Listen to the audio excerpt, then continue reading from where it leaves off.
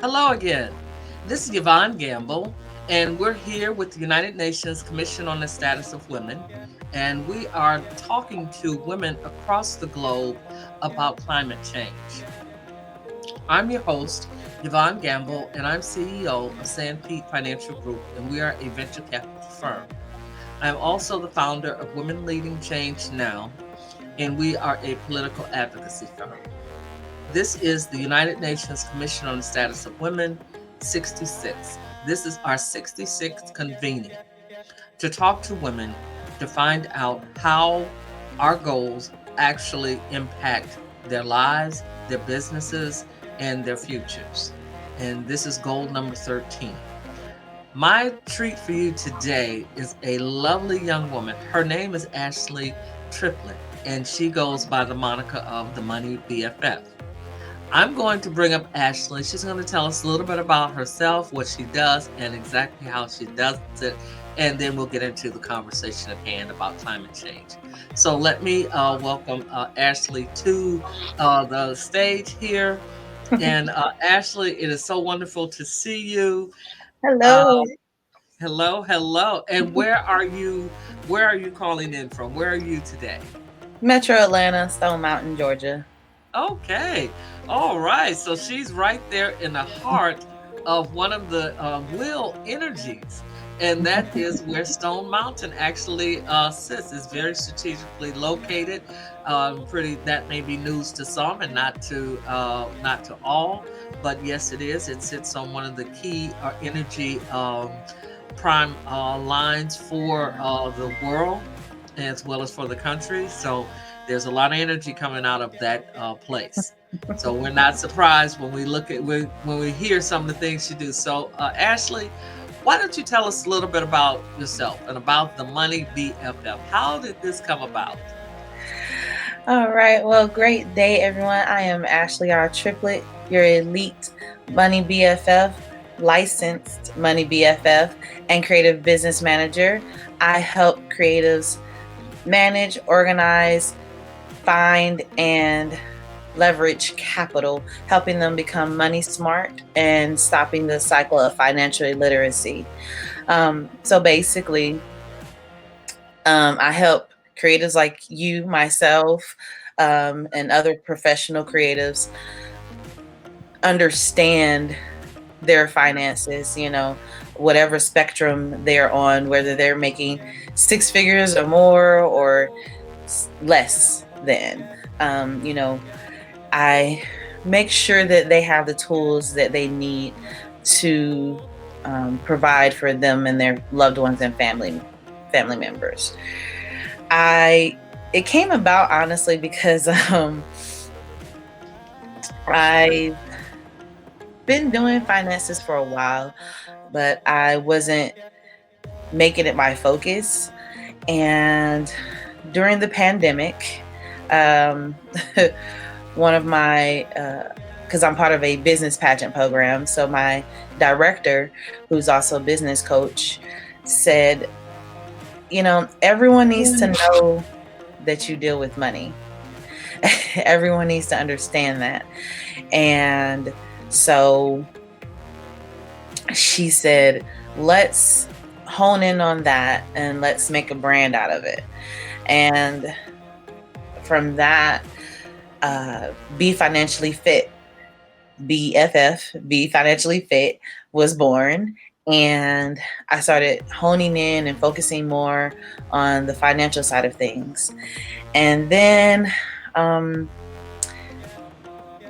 recently, I gained a mentor, and she's just been pushing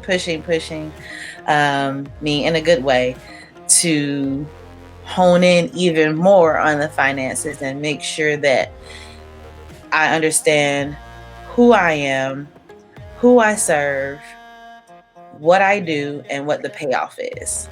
And that's how the Money BFF was created. She Okay. said, "You need to be the Money BFF." That's it. So that's how that came about. That's very interesting, and that makes absolute sense, and especially in the creative industry. Hmm. There's because what happens is creatives are many times, instead of necessarily right brain, left brain, they're all right brain, and they're totally. It takes and I get that. It takes that right brain, and sometimes it takes taking over that whole brain to be able to create some of the things that artists create. And other creatives, writers, whatever type of creation that you do, it True. does take a lot. And so I can see why it would take some time to try to mold that logic into there that says, okay, yes, you have to create, but you also have to eat. you know so and you have to save money, and you have to have a legacy, and you have to do these things that Yes. probably are like, why am I having to do this at all, because it takes you away from your creativity. Yeah. So how do you, so therefore, now that you have become the money BFS, be financially fit. So now that you've really honed that into a beautiful brand, and I love the little B that you have, it's so I love that on your logo. How then do you help others? Do you just one-on-one conversations? Do you do it as a consultant, as a coach, or do you do it as a school? What do you do? Well, at first I was just doing one-on-ones. And then, as I said, my new mentor. Oh, and then I did have a program for students ages like 13, 14 to 18. And I was just doing that here and there, trying to develop that course and make it so that the children really get something out of it. And then, like I said, with the new mentor that I've gained, uh, she kind of pushed me into the pool, as we say, in the deep end, and has me developing my courses even more, for not only students but for adults, and doing group coaching sessions. So that's also what Baller on a Budget Academy is about. And I also do one on ones, and just the one on ones, because it is an individual thing, it does take a little bit more time. So my one on ones are not as available as the group coaching. So the group coaching right now consists of an 8-week accelerated course where we go through your monies and we get you organized, and we help you understand your finances and what they can do for you and where you are with them, and helping you know and understand them. Oh, okay. That's now that is interesting because okay, you say you help them get to understand their money and where they are with it. So, do you provide any type of financial tools? Do you Yes. collaborate with financial planners? Yes. Uh, so Hmm. that or insurance companies, those sorts of things, so they have places, a landing place for their money. Absolutely. Okay, so when you're working with somebody, the typical, just kind of give us a typical rundown. Person comes to you, and let's say they're a budding artist. They're 18, and they're trying to decide, should I go to college or should I go to art school? What have you? How should I do that? And what should I do? How should I do my money when I make it? Mm. Um, Actually, I kind of sort of had that situation. So, um, I truly believe in education, especially the right education, and having something to um, having a plan B. Now, with my new mentor, she said either it's got to work or it's got to work. So there is no plan B. But she's educated as well. So we both believe in education, but what she said to me was, is it the right education? So first of all, whatever it is that they're looking to go to college for, I would definitely always encourage them to go to college. An HBCU is the cherry on top if they go to an HBCU, but I encourage everyone to at least have that experience. Now, when you go, what kind of education are you seeking? What is it that you're looking to study? Does it have anything to do with your brand and what you're looking to accomplish as a creative, as an artist, as talent? Will it make sense with what you're doing? Will it give you skills um, and knowledge for what it is that you're looking to do? If not, um, let's look into going into that direction so that um so that it aligns with your creative path that you're looking to take. Otherwise, it doesn't make sense. So you want it to make sense. You want to make it make sense. And then along with that, are you getting any scholarships? Is this something that you've been pursuing? Have you looked into any grants? Have you looked into any opportunities, internships, or whatever the case may be that will broaden your education and help you pay for it? Um, and then if not, then we need to look into those avenues. Have you saved up for this? Have your parents saved up for this? Is there something available to you that your parents set up or that you set up when you were younger, so that once you get to college, you have certain avenues and choices and options. So we look into that. And then, of course, are you going to have a job? And what type of job? But again, make it make sense though. Don't just take any job. I learned that the hard way, and I wish somebody would have talked to me about it. You know, don't just take any job.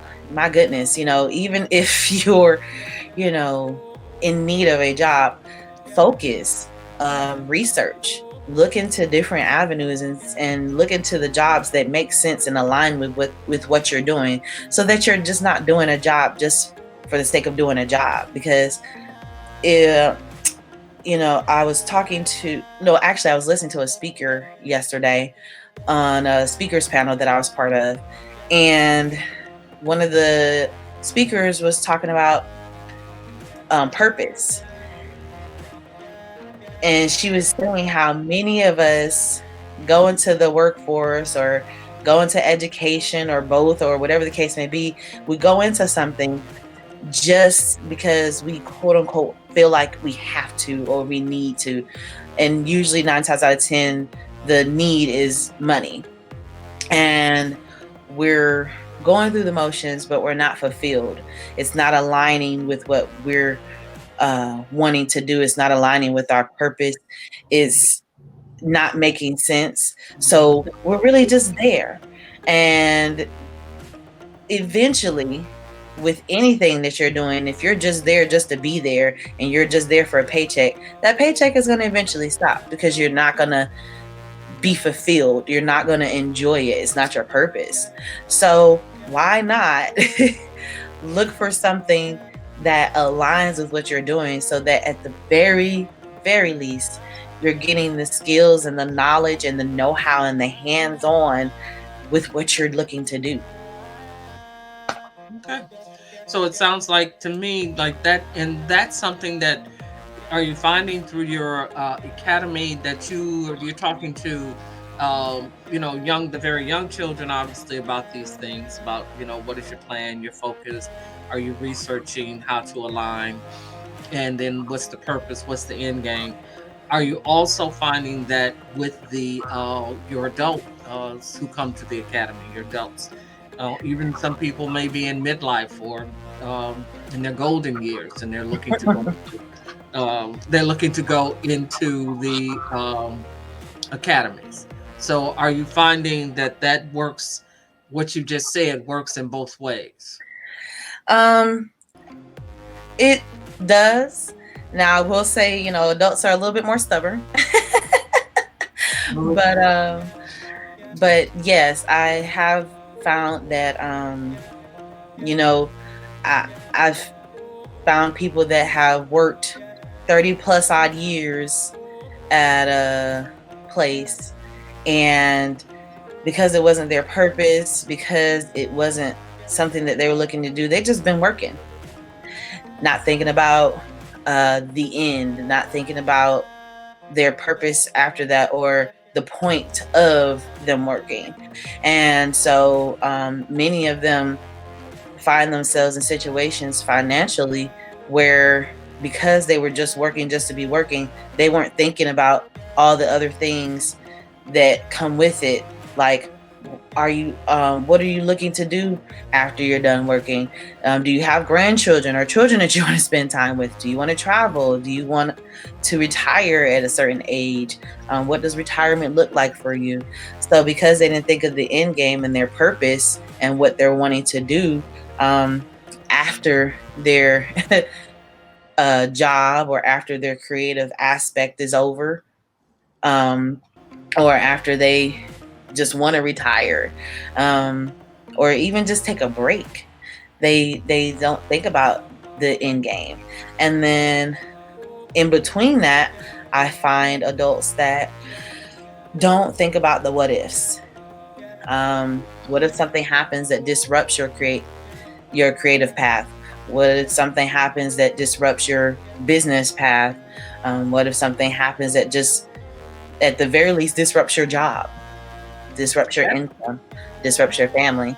So, I take them on that journey, and Have we. you introduced them into climate change?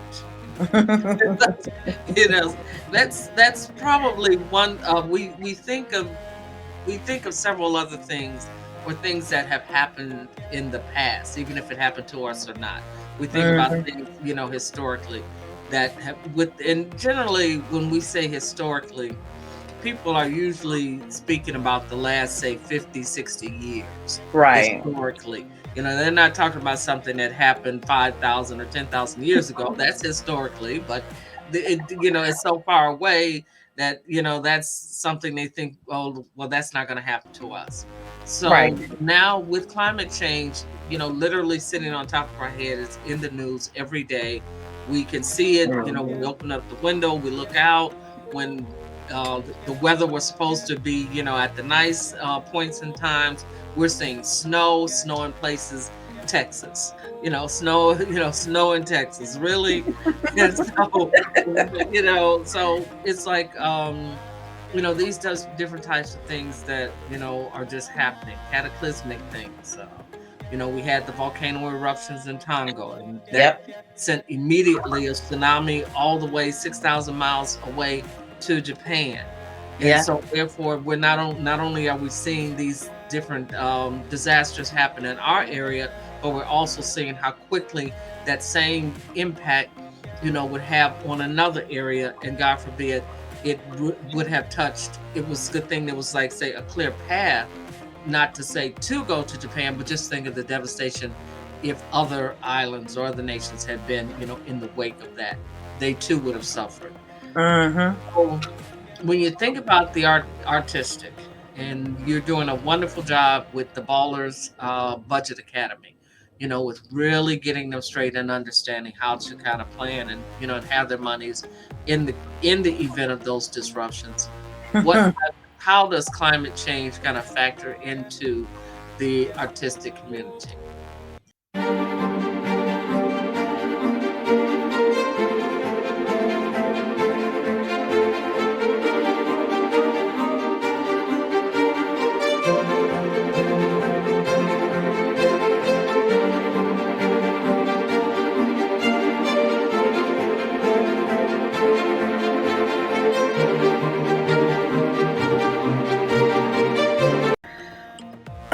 Well,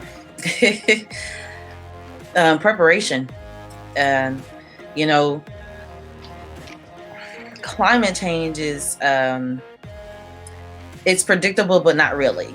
And by that I mean we who acknowledge it know that it can happen, and any unforeseeable thing can happen due to climate change.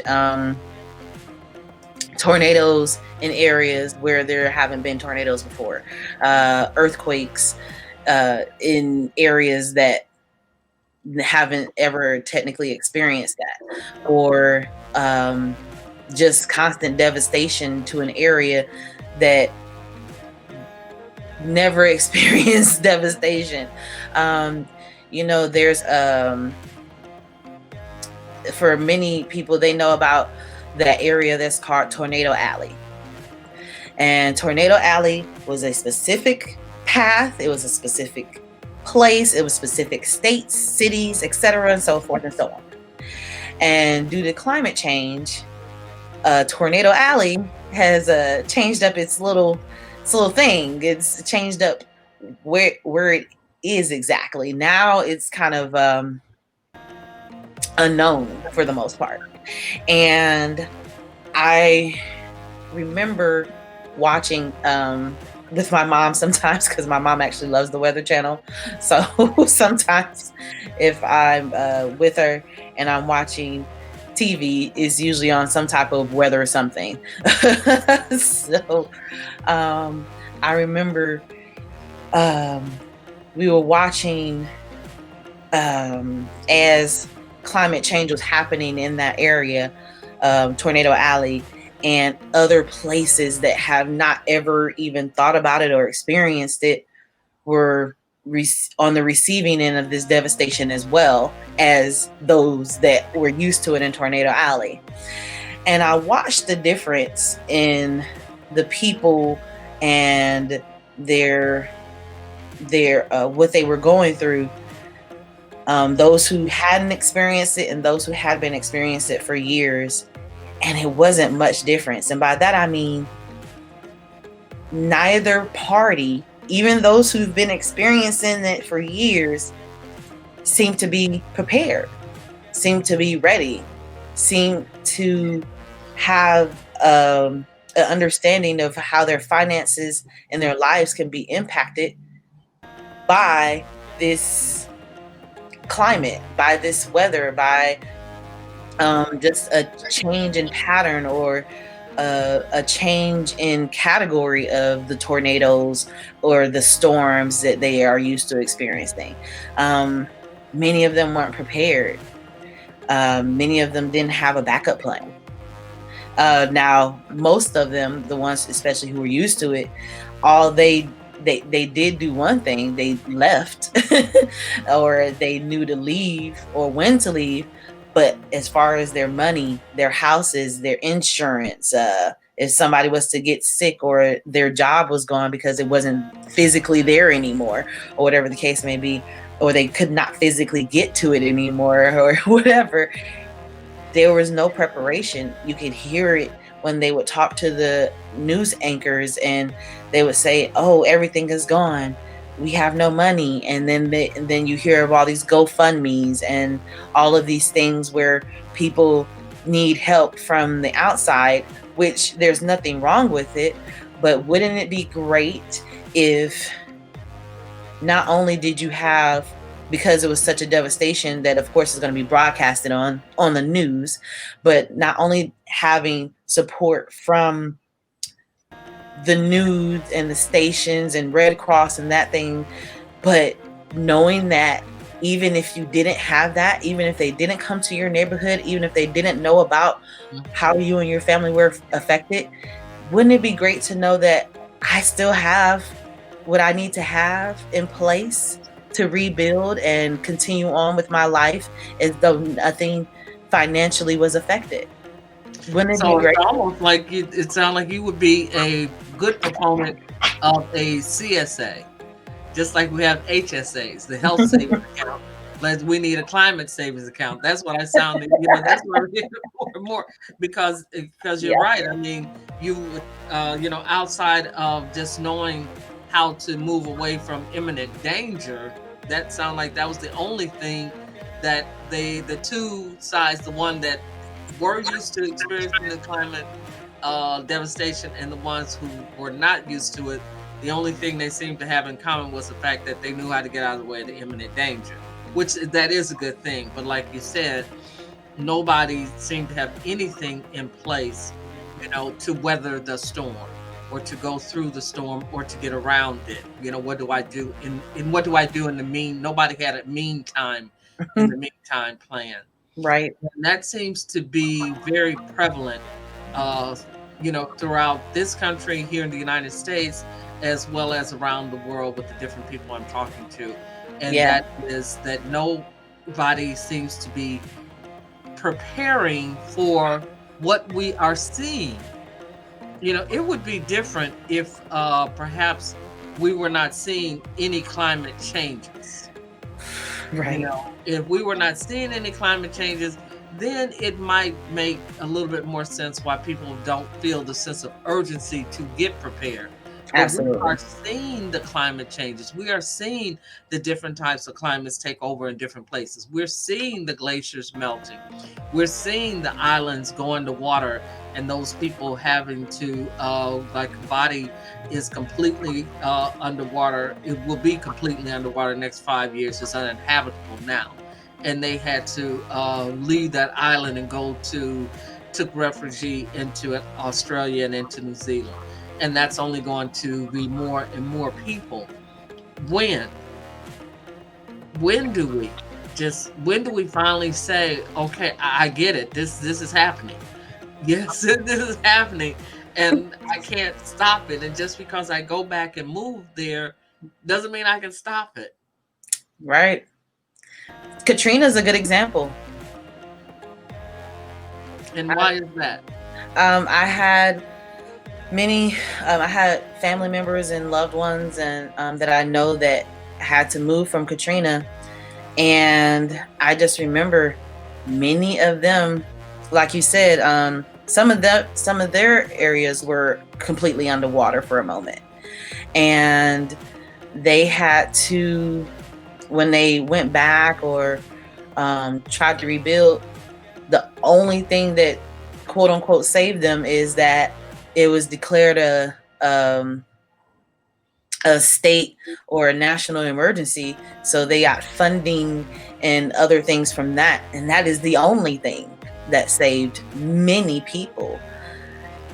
Even though they were warned about the waters rising, they were warned about certain things that were occurring, and no, we can't stop it, but we can plan ahead. We can get ahead of that. Many people dying without, gosh, it was so many people whose lives were lost, physically and financially.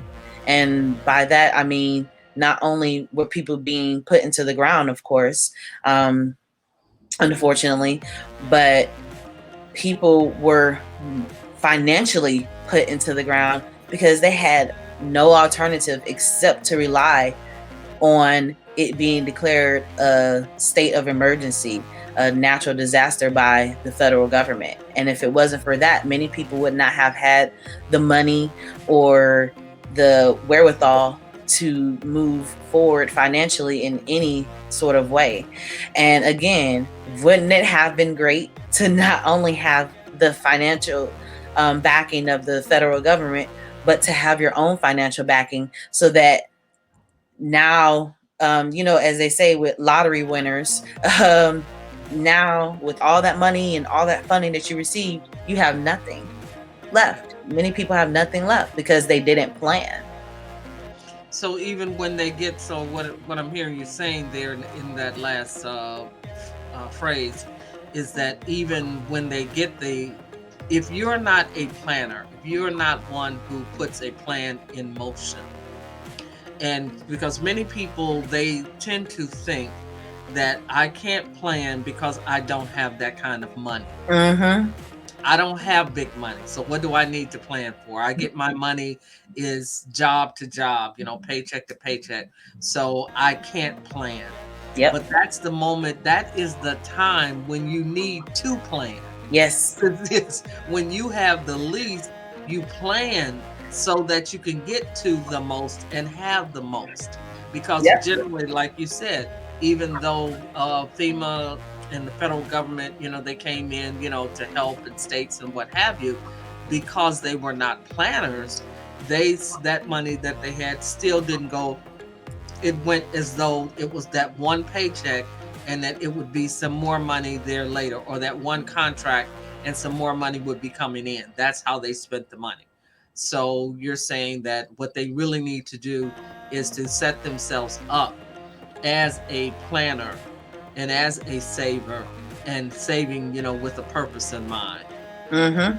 So with that, I want to switch over to one of the things that you mentioned, like going through the pandemic, and then obviously, with the climate changing all the while. Being a digital artist, what are you doing with artists to help them to digitize their art? um, that actually goes more so what I've been doing with any type of talent or artist is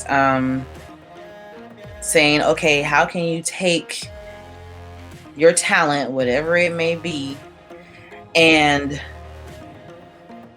not only do this with it, what you know to do. For example, oh, my mentor. My mentor studied, went to school for and everything for I can't remember exactly what it's called, but it's in the realm of like vocal health, health dealing with musicians and such like that. And she took that gift, that one gift of being a vocalist, being a singer, being an artist, and you think, oh, okay, well, you can do. And when people think of people like that, they think, oh, well, their other alternative is to act or to just do anniversary albums, or or things like that nature. They kind of put them into a box. And what I had learned and am learning even more now with my new mentor, just from watching her and learning her story, is that you can take that one gift and do so many different other things with it. You can So what she did with it is, she became a certified vocal health coach. And she said she learned that from her experience of um, that she went through vocally one time, and she learned with her degree, she learned how to be healthy vocally.